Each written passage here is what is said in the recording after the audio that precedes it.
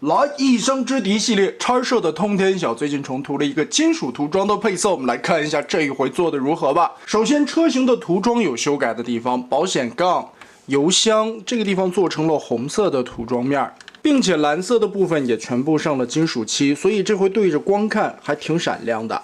叉社算是一个很执着的厂商了，他每次做车型的时候，开门里边基本上都会做内构的刻画，方向盘的细节、仪表盘，包括这些小座位，都是有描写出来的。但换来的就是变形过程会相当的复杂。打开这两个后盖，车型状态下，这里边也是可以放进去小车的。